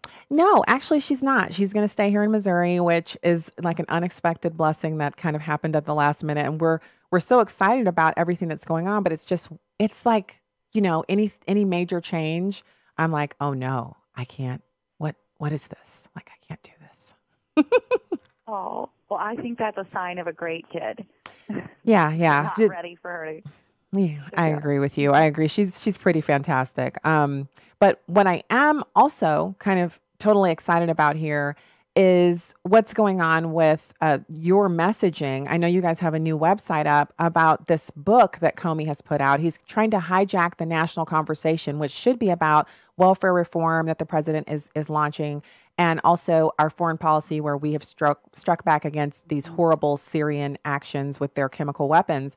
But instead, a lot of people, including myself, were talking about Comey and his Nothing Burger book. Nothing Burger is right. And to be clear, we at the RNC are taking the lead on lyingcomey.com and the response to the book to make sure that the truth is out there and it's not just this completely untethered, unchecked recalling of the truth according to James Comey, who we know has trouble with the truth. So the RNC is taking that up while the president focuses on Syria and keeping the economy roaring back and all of the issues that we elected him to do. So we're able to walk and chew gum in this way by working hand in hand on this. But yeah, we put out lyingcomey.com before the excerpts started rolling out from the book. So to try and get a jump start on the narrative. And then we've continued to update it, especially in light of last night's interview. Wanted to make sure that there was a real-time fact check while he's out there trying to single-handedly rehabilitate the reputation that he single-handedly cut down. Mm-hmm. We want to make sure that there is a check on him because we don't really think the mainstream media is going to do that. So that's what we're here to do. And, you know, I got to say, and you tell me if I'm wrong on this, but James Comey is having trouble finding friends on this book tour because he's offended so many people. He's even got the rank and file at the FBI who are saying we're disappointed in him, and his whole self-serving book tour is doing nothing to help rehabilitate the reputation of the FBI that he has so badly hurt by all of his antics. Yeah, I'm with you. I don't think he's finding a lot of friends. I think one of the things that's happening is, you know, so he's made a lot of public statements, and there have been, you know, little mini backlashes, and some of the backlashes have been substantial over the course of the past couple of years since, you know, the whole I'm making an announcement, about Hillary Clinton's emails. And then, you know, after that, it's just been kind of wave after wave for him. And in my opinion, it's a perfect time for him to go into the private sector where he, you know, with his background as leading the FBI, he could get a cushy job where he didn't have to do much and he'd be paid $300,000 a year just on the strength of him leading the FBI at one point and his contacts. And he could quietly support Republicans, or in this case, Democrats, because that's who he is now. And he could support them behind the scenes and almost be a puppet master. But he is intent on, as you said, rehabilitating his image. And so that's why I was so excited to see that you guys had LionComey.com. And I'm on there right now, and it's spelled exactly like it sounds, LYINCOMEY.com. And this is like a repository of knowledge of all of the YouTube videos of the Democrats saying how much they hate him. They love him now. And some of the things that he said that don't really comport with this latest interview. I was surprised by how suggestible he is by Stephanopoulos in the interview. Absolutely, and thanks for all the plugs on that. And that's why we need to check on him, is because he's out there trying to make himself sound like the self-righteous, holier-than-thou Boy Scout. But what he has done is he has politicized a position that is historically non-political, and that is much to the dismay of the rank-and-file FBI agents. And what we saw again in his admissions last night, his admissions that he was a leaker. That's something that he previously had lied about to Congress, among others. Mm-hmm. We also saw that there is political interest in his household. His wife and children attended the Women's March, and in his own personal bubble, he thought Hillary Clinton was going to win. That, to me, sounds like someone who lives in a pretty Democrat, politically charged bubble. Mm-hmm. All of these things that came out to give us a little bit more knowledge about the man who had, up until right before the election, purported to be a very non-political entity who made decisions to the letter of the law. And yet here we see that he's making all of these decisions with a loyalty to himself, me, myself, and I, and inserting all of this political subjectivity into these decisions by, you know, disclosing that there's an FBI investigation going on, manufacturing, getting information, memos and otherwise to the media, all of these things that are just very out of character and out of line, frankly, for someone who is in his position. Yeah, and I've also felt like, you know, Cassie, he says in the interview with Stephanopoulos, he talks about how it was an apolitical decision to announce that they were reopening their investigation into Hillary. But he doesn't really explain how, you know, first of all, the depth of his mistrust for Lynch because she'd had that tarmac meeting. He doesn't walk us through that. He doesn't explain. So if it was an apolitical decision, how was the other announcement an apolitical decision? So when he went on national television and C-SPAN and everything, and he talked about Hillary Clinton, I mean, he really laid out a case for her being prosecuted, and then he shocked all of us by saying, but no prosecutor of good standing would ever prosecute her. Can he explain how that was an apolitical decision? But he doesn't. And of course, Stephanopoulos doesn't ask him to. Absolutely.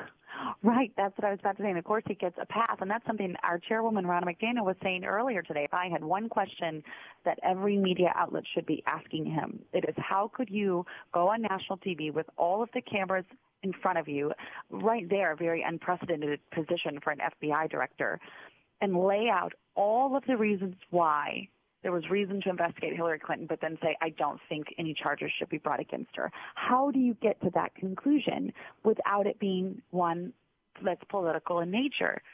That doesn't make sense, and you're absolutely right to bring that up, and you and the chairwoman are right in line there on that.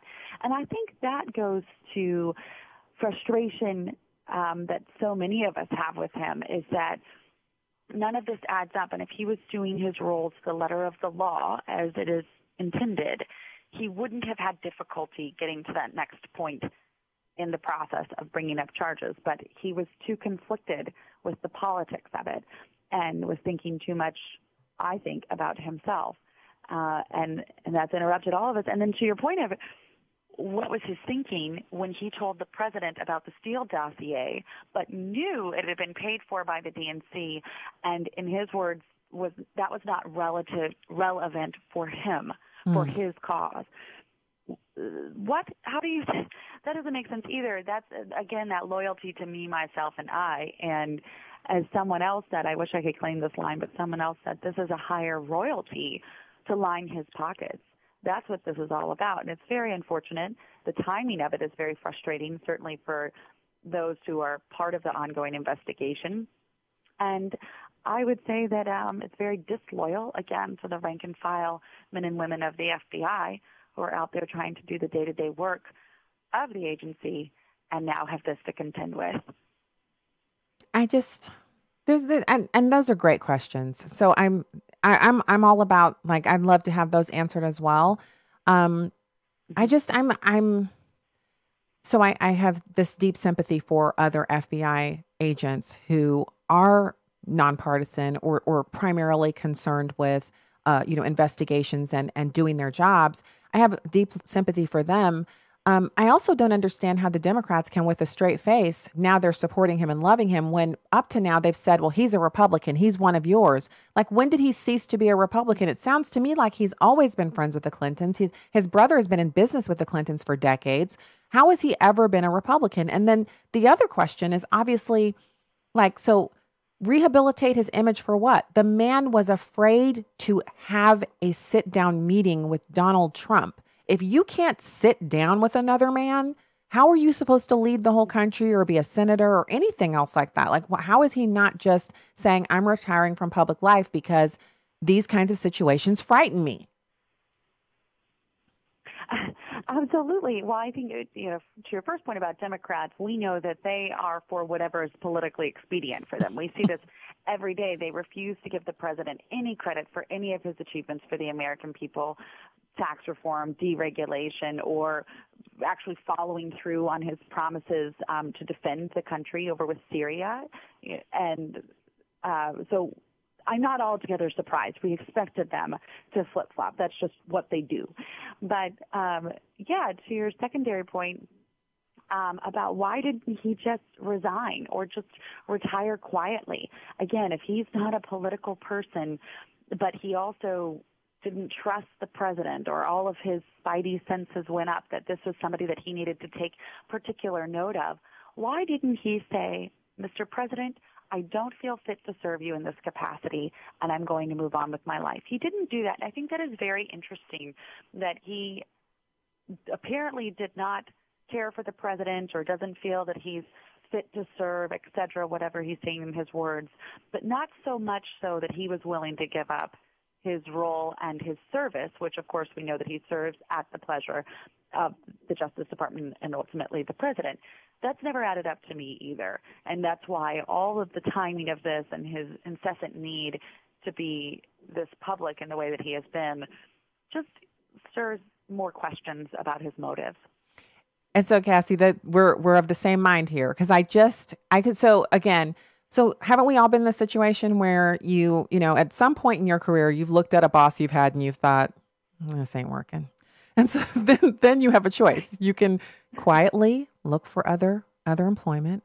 And then when the time is right, when you have that new job lined up, you say, thank you so much. And you don't even have to tell them that you don't respect them or you don't. It's really not about that anymore. Now it's about just leaving clean and moving on because someone else can deal with this person. And so we've all been there. And if he really felt that strongly about Donald Trump, I mean, the words he uses to describe him are the kinds of words where you don't even wait until you have a new job lined up. You're just like, this is not something I'm going to get up and do every day. I'm out. And most people would have said that. But he's just like, I was so concerned. And then he meets with the president, runs out to his car. He's outside the White House, the actual White House, in his car, typing in the dark on a laptop, making memos. And he does that like 14 times. Then he's got this whole, he made the announcement and everyone hates him. And so instead of him going, it just is what it is, but I truly made that decision in a nonpartisan way. That was what in my role as an FBI director, and I stand by it. And so I'm going to let history judge me. And but I'm getting out of the Trump administration. He hangs around. And the only thing that accounts for that, Cassie, is that he knew he was writing a book. And he knew the book would rehabilitate him, and that Democrats were under the table, consultants saying, look, your numbers are no good now, but you write the book, you do the tour, and we could probably get your numbers to here, which means we could do some fundraising and you can run for Senate, Congress, president, whatever he's looking at running for. That's the only thing that makes sense in light of everything he's said before about how he was scared of Donald Trump. Mm-hmm. Either that or if he's not going to put his name on a ballot, he's certainly going to collect every penny he can off of this, which is, again, just unfortunate. I got to believe this was not his intent when he first started working at the FBI, and that he would be there. And that's, again, I'm with you. That does not add up to me that someone could have such distaste, distrust, concern for a boss. Okay, we can argue over whether or not those are well-founded concerns, but then to be so public about them as opposed to say, I'm just going to slink away. I've had a very good career, and this is just where I'm going to call it. It just calls into question the motive of the entire thing. I'm with you. Why did he hang around? I don't get it. No need. Yeah, I don't get it. And I even look at, not just why he hung around, but also in the book. So, a man's man is not going to make the kind of personal attacks he made, right? This is not a book written by one of the Real Housewives of New York. It's not a book written by a woman. At least he says he wrote it himself. So why, his ties are too long. He's not as tall as I thought he would be. He clearly knows lots of people who are 6 feet 2 inches tall. He works with a lot of men. He would know how tall 6'2" is. That's how tall the president is. What was the shock about? He's 7 feet tall. How's that even fair? So you get into this whole it's just you keep running around in circles trying to figure them out. And I'm coming to the place where this is a political opportunist. This is someone that has gotten too much credit for their previous accomplishments as head of the FBI. And now we're really just getting to see who he is. And the reason we're so perplexed is because maybe the thing before was the fake thing and this is the real thing. Oh, darn it. Well, that's the music. Yeah, you might be on to something. I think you're on to something. Yeah. I love it when you come on. Thank you so much for your time today. Cassie Smedile, National Press Secretary and Spokesperson for the RNC. Talk to you again soon. Of course. Have a great day. All right, we'll be back with more on Stacey on the Right. You guys can call in for the last segment if you'd like, 866-963-2037. Be right back.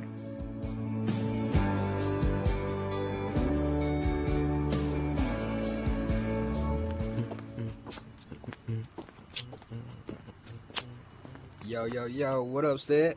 Yo, what's up, Mike? How you doing? Man, I'm good, bro. Just left the club, the usual. The club?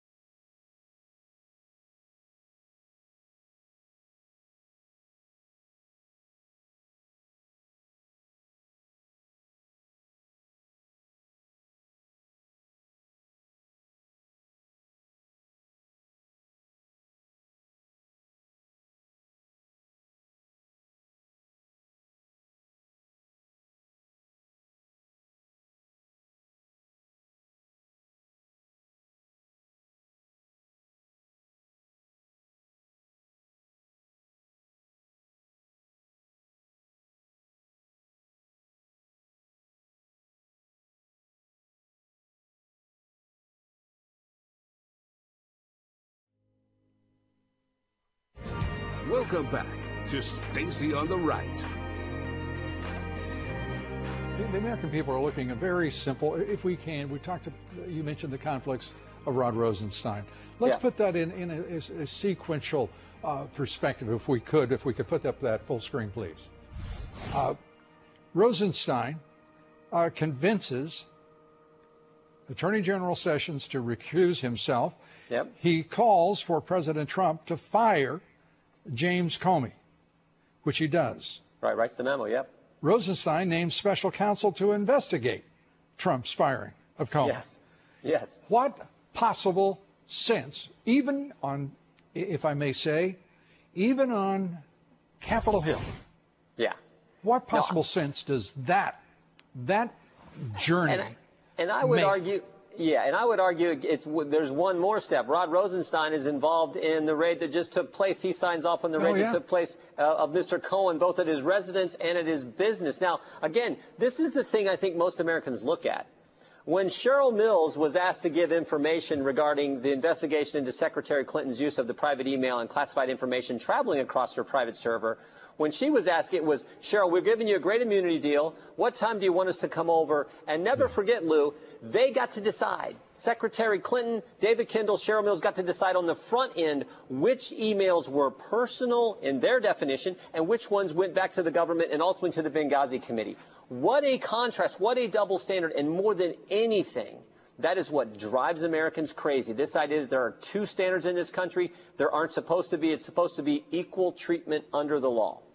And we have certainly seen established in the nation's capital that is far from the case. Yeah. And so back to that lead narrowing for the Democrats. Yeah, they still have a 10-point advantage among a broader group of Americans who tend to vote. But the big deal here is that the president's approval rating is up. And that truth that Congressman Jim Jordan just shared about the special counsel investigation, about how it seems that we have to investigate Donald Trump for sneezing on a Tuesday on the left-hand side of the road while Melania is looking in the other direction, that needs to be investigated. Hillary Clinton receiving $13 million from Russian oligarchs to the Clinton Global Initiative and her campaign, no need to investigate that.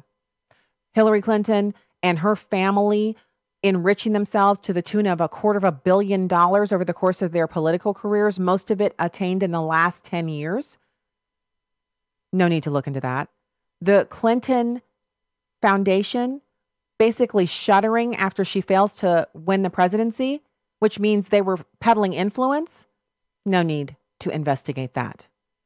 The president before President Trump, President Obama, running around the world, following President Trump as he moves through different nations, meeting with world leaders. President Obama going and meeting within days of those meetings with President Trump. He meets with those same leaders. There's a law about that. No need to investigate that. So Americans are sitting back at home and they're going to work every day. They're going to church on Sundays. They're volunteering. They're checking their bank accounts. They're looking at all of the rules and regulations that are enforced upon them on a daily basis, the way you can't get away with diddly. And they're looking at all of that. And then they're looking at the way Hillary Clinton got away with literally breaking federal law and how President Trump is being pursued to within an inch of his political life. And the difference is enough to make some people, you might feel like I need to stay home, but hear me. No, don't stay home. Get out and vote in November, because the same people who want to prosecute President Trump or remove him from office are the same ones who want you to give them the keys. So we're going to see some tactics employed. That one gentleman, his name escapes me now, but he just was elected. He's a veteran and he says he's pro-gun, but he's a Democrat, and he was just elected over a Republican in a special election. And the Democrats will want to replicate that. And so they have a lot of consultants going around talking to Democratic candidates about how they can moderate their positions so that they can win in the midterms. And so you're going to see that. And so when you're tempted to cross the aisle and vote for that sane Democrat, you need to know there are no sane Democrats. There are no Democrats who actually want to own up to the fact that they've run inner cities in America into the ground. That deep down inside of every one of them, they think anyone who's black is on welfare or is a felon. that deep down they feel that Black Americans, numbering at over 40 million strong, cannot make it in America without the help of the government. And that's just Black policy. They also think that most Black people are homosexuals or lesbians, or that we're okay with it and we want our children to be taught that nonsense. They believe that if you're a Christian, you're some kind of weird oddity that needs to be corralled off and put off into some kind of pen. Keep these Christians away from the rest of us. They're currently trying to protest a Chick-fil-A opening in New York. Not a Chick-fil-A opening and doing advocacy or get out the vote efforts or registering people to vote. A chicken restaurant that's run by Christians opening within the limits of New York City. They've written op-eds about it. We don't need that kind of backwards Christian traditionalism in our town. So their town, in their minds, it's only for liberals. So you nasty Christians with your yummy chicken, you don't just get to come up in here. You stay out of here.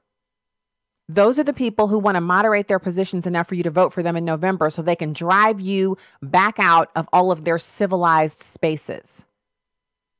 We need never, ever allow ourselves to be convinced or fooled into thinking that these individuals are out for anything other than the complete and total annihilation of Christian worldviews and Christians themselves. They don't want to physically kill anybody themselves, but they'll be fine and happy to drive you out of business and to send you off into that good night. And that's the reality of the situation. So while I totally, play nice and, the Bible tells us we are to love our enemies, we're to pray for them, et cetera, et cetera. And I can tell you, it is hard. When someone has texted you insults, you don't want to pray for them. When someone has bad-mouthed you to other people, you don't want to pray for them. But that's what God calls us to do. And if we want that extraordinary Christian life that is marked by obedience, then that's what we have to do. And I'm saying that as much for myself as any other person. Let's just say I'm only saying it for myself, because that's the situation I find myself in. And so you've got Jim Jordan talking about what's driving Americans crazy. And I'm talking about regular Americans and even some Democrats, mostly the apolitical types who they check in on the news and every time they turn around, it's something else about the president when they know other people who are Democrats are getting away with breaking the law. And this drives people crazy. And what I'm saying is, you hear Congressman Jim Jordan talking about this, but don't be driven crazy. Be driven to vote. Make sure that those people who gave the Clintons a pass never have control of Congress. Not this go round. Not in 2018. So I also have this 10 insights into the deep state. Here it is. And when I found this morning, I was like, oh, yeah, we need this breakdown right here. Something fierce. So it's from our good friend Doug Ross over at The Journal. He has directorblue.blogspot.com. Great website. And so he sent this around this morning, and he's got 10 key insights from today's deep state coup news. And these are awesome because this is like the little nugget. It's like a nutshell wrap up of everything that's going on with, and again, how funny is it that we have people mocking people for believing in the deep state? The fact that you mock people about it is proof that it exists. It's because you're mocking people because you don't want people to believe it. If it was really nothing to worry about, you'd just be like, that'll die down. So Lisa Page is cooperating witness against the deep state. Lisa Page, the DOJ special counsel for the FBI during Obamagate, is a cooperating witness with Inspector General Horowitz. Her testimony and text messages are laced throughout today's IG report on Andrew McCabe's lies, which led to his firing. Page's evidence is very likely instrumental to the more complete IG report, which is due out in May. Now, remember, Lisa Page and Peter Strzok were having the affair. They were running around like Jason Bourne. They were going to save America from Trump, but it didn't work. Andrew McCabe freaked out about reports of his conflict of interest. So when the Wall Street Journal's Devlin Barrett reported on Andrew McCabe's conflict of interest with respect to Hillary Clinton email investigation, and then deputy director had a panic attack. So Barrett reported in the Wall Street Journal that the state Senate campaign of McCabe's wife was funded to the tune of more than $500,000 by Clinton proxy Terry McAuliffe. Isn't that a name we've heard before? So McAuliffe visited Jill McCabe and encouraged her to run for office, and knowing that her husband Andrew would, under normal circumstances, have led the investigation into Hillary's illegal actions. Now, there is no doubt that Terry McAuliffe is deeply connected to the Clintons. So the question is, why would he be strolling around asking her to run? Why would he be reaching out to her and, funding her campaign? Because her husband might lead an investigation into Hillary? What a good way to make sure whenever your name comes up at the table, it's because she just gave us $500,000 for my campaign. And the husband's like, ooh, I don't want to upset her. Dang, that's good. $500,000? Man, you know how long it takes to raise $500,000? So Andrew McCabe, according to recorded testimony, forced his subordinate Lisa Page to secretly leak reports to the Wall Street Journal that he was not conflicted and that he, in fact, wanted to continue the Hillary probe. This appears to be a total lie. That's why he was fired, by the way, not because anybody's doing anything untoward. Andrew McCabe, according to Doug, is a sleazebag. After ordering his subordinates to leak to the Journal, McCabe then denied the leaks to his boss, James Comey, as a part of the personal cover-up, and actually ripped other DOJ officials for the leaks that he orchestrated. So he deflected to other people to try to make it seem like, it wasn't me, boss. I don't know what they're talking about. I'm on the up and up. Meanwhile, his wife's got $500,000, $500K for her campaign from indirectly, but from the Clintons. So why hasn't McCabe been indicted? Britt Hume reports that the term lacked candor emerges in the IG report on McCabe as an FBI DOJ euphemism, which means he lied. I mean, who didn't get that? So since lying to the FBI is the kind of grievous crime that Michael Flynn and Martha Stewart were charged with, why hasn't McCabe been charged? You know, Martha Stewart has to be at home polishing some silver or baking an outrageously delicious apple pie and thinking, I went to jail for no less than this. Also, Michael Flynn. Remember, so why hasn't this guy been brought in? So, of course, number 6 is priorities. The raid on Trump attorney Michael Cohen is said to be precipitated by illegal activities related to New York City taxi medallions, a business with which Cohen has been involved.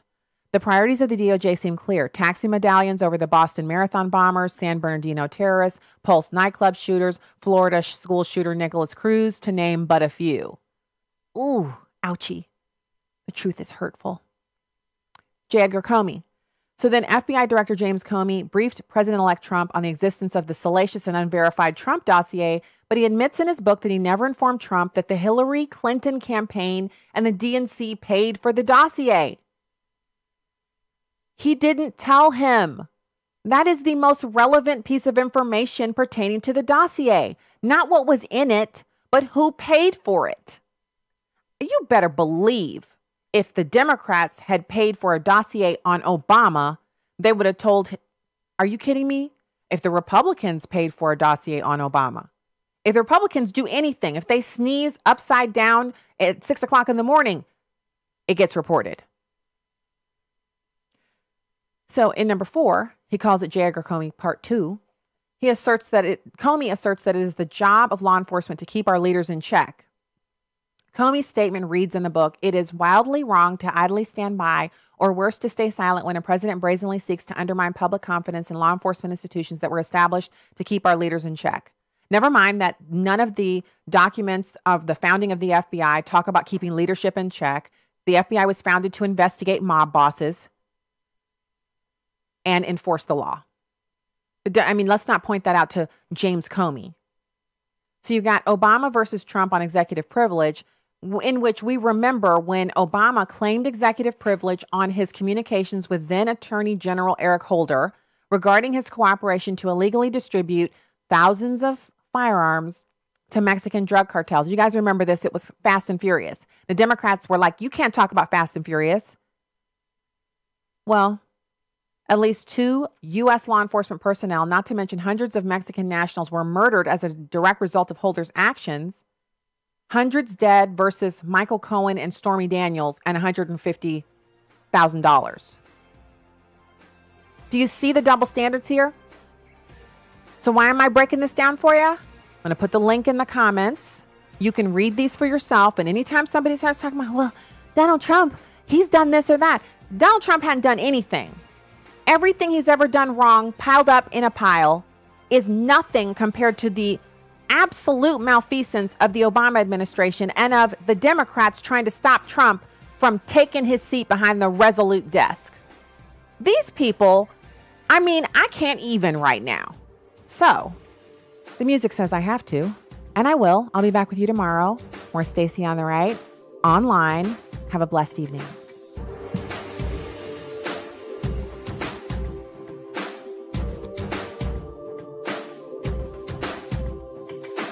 The views and opinions